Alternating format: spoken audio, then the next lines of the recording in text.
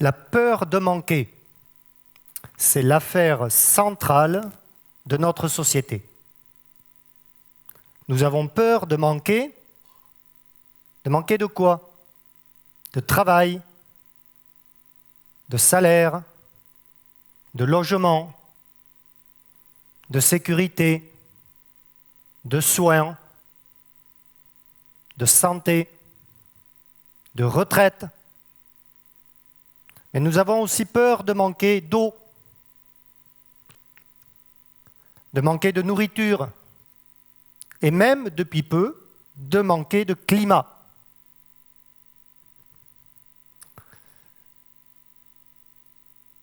Consommer et jeter.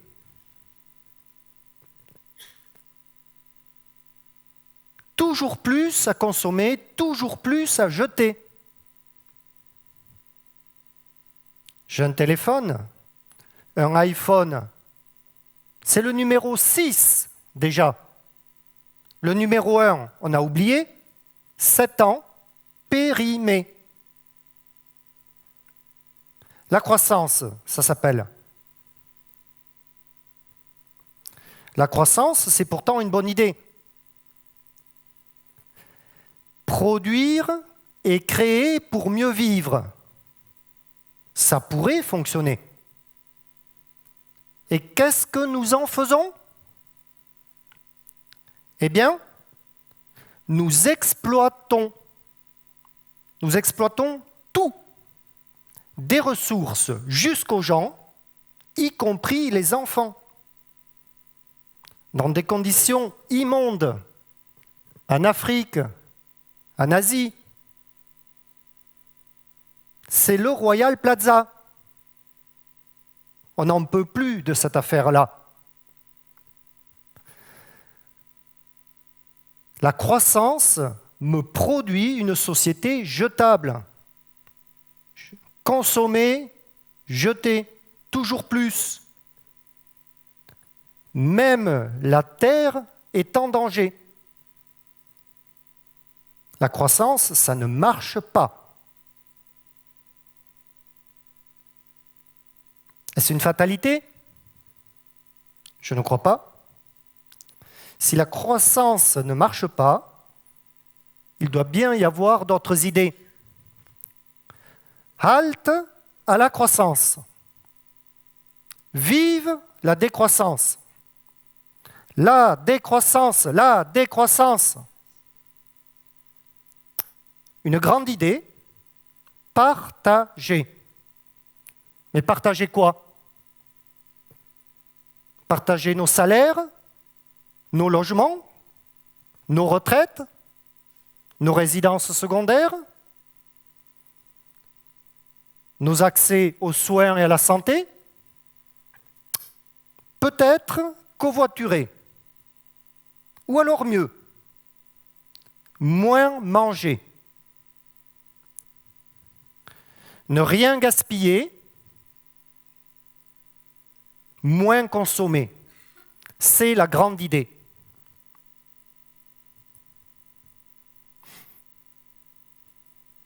Alors, qu'est-ce que je vais en faire? On parle de sobriété volontaire. C'est le projet pour la société. Écoutez bien, une nouvelle idée, un nouveau concept, ça vient de sortir. La pauvreté heureuse. La pauvreté heureuse. Vous y croyez? Qui? Mais qui, parmi vous, a déjà vu un pauvre heureux? C'est à peu près sûr, la décroissance, ça ne marchera jamais. La preuve, sur notre planète, la population continue d'augmenter. Bientôt, nous serons 10 milliards. Pour tous ces gens-là, tous les besoins primaires de première nécessité doivent augmenter. On doit doubler la production de nourriture, la production d'eau, la production d'énergie, la production de soins. Tous ces produits doivent doubler si nous voulons avoir une chance pour vivre à égalité. Sacré dilemme. Que faire?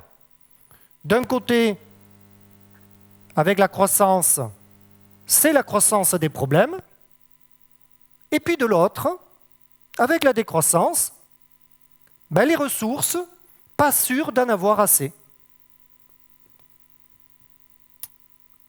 Comment faire? Réfléchissons. Vous le savez tous, mais vous n'y pensez jamais. Ce n'est pas en améliorant la bougie que l'on invente l'électricité.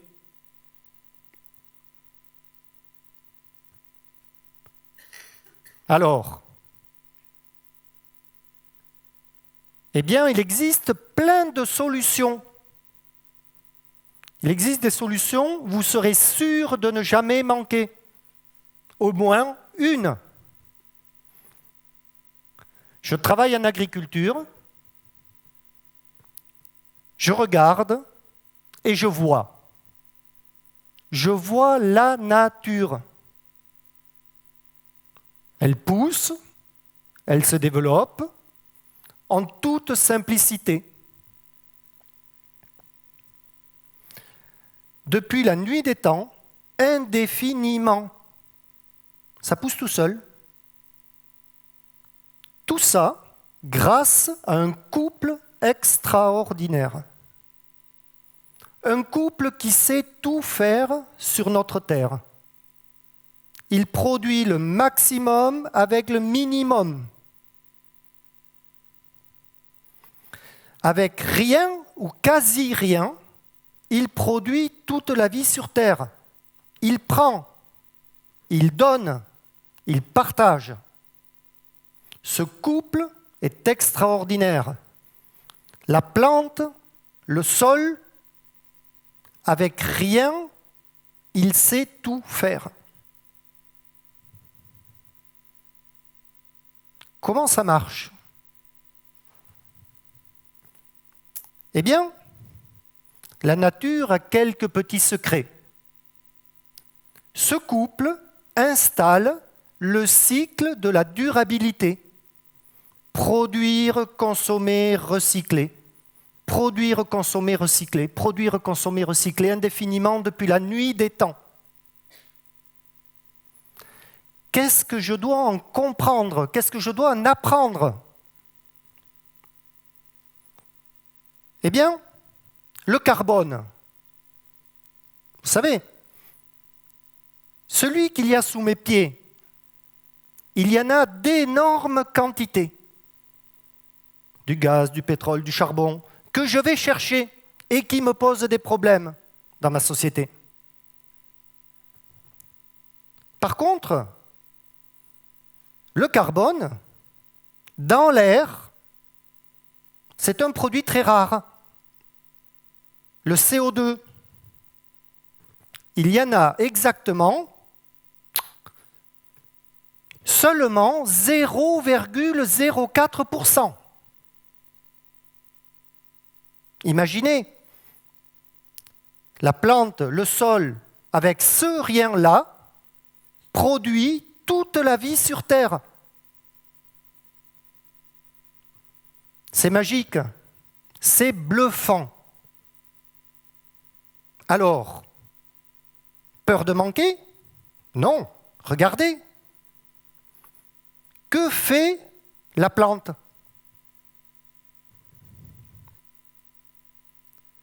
Eh bien, la plante fait de la photosynthèse.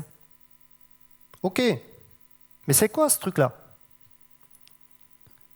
Eh bien, elle prend le gaz rare dans l'air, le CO2, et elle le transforme en matière, la matière organique. Un arbre, c'est plus de 99% de carbone. Et en séquestrant le carbone de l'air qui est rare, eh bien, elle va le donner à son compagnon, le sol. Que fait le sol? Eh bien, le sol, avec toute la biodiversité associée, il va manger la matière organique, il va la digérer et il va la transformer en gaz pour que sa compagne, la plante, le reprenne pour un nouveau cycle de production.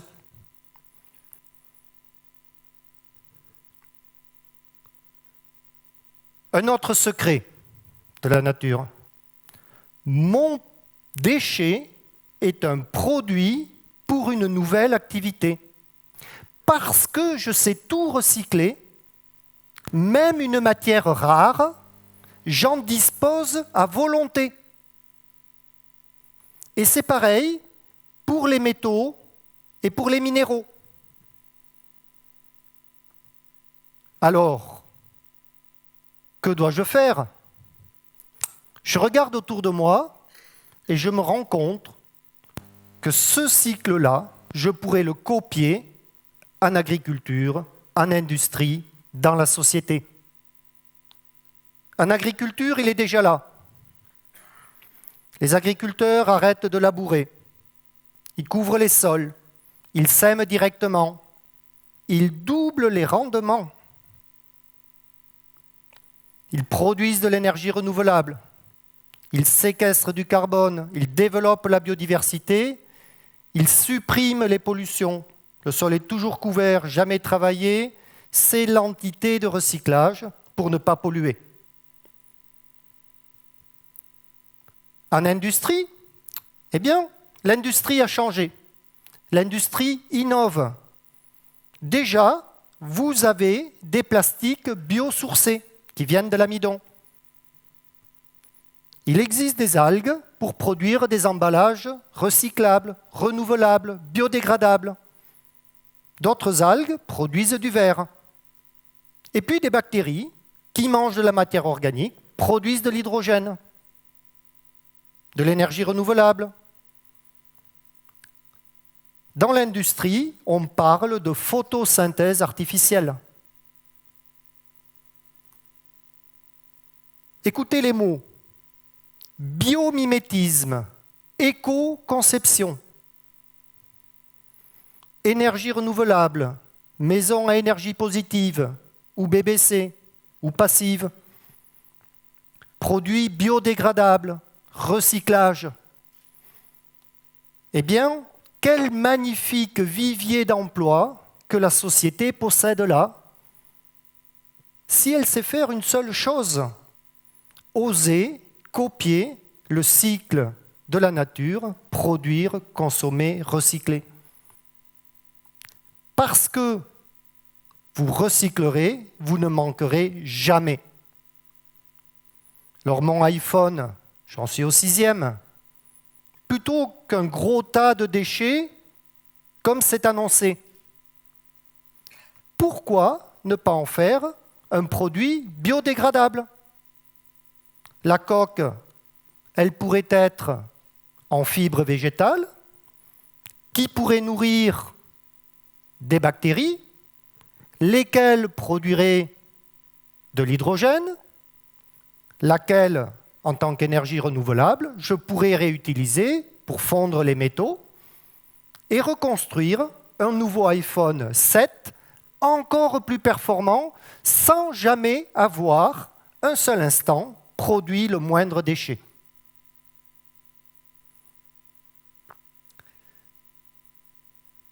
Comment agir? Comment continuer? Ben c'est simple. Haro sur la croissance, exit la décroissance, oubliez ces âneries. La société doit copier la nature pour son fonctionnement. Déjà en agriculture, c'est là. En industrie, le cycle de la nature pointe le bout de son nez. Demain, vous aurez tous les services associés. Alors, comment agir? Comment s'en sortir? C'est relativement simple. Nous consommons. Eh bien, posez-vous deux très simples questions. La première, Suis-je obligé de consommer? C'est pas sûr. Je ne suis pas obligé d'acheter l'iPhone 6. Je peux rester avec le premier. Et puis, si nous décidons d'acheter, eh bien, si nous décidons d'acheter, réclamons le recyclage, le biodégradable, la bioconception à tous les étages. Alors tout seul, c'est le zéro pointé. Mais 10, 20, 100, 1000, 100 000 consommateurs à réclamer, il se trouvera bien un industriel qui aura envie de faire croître son résultat.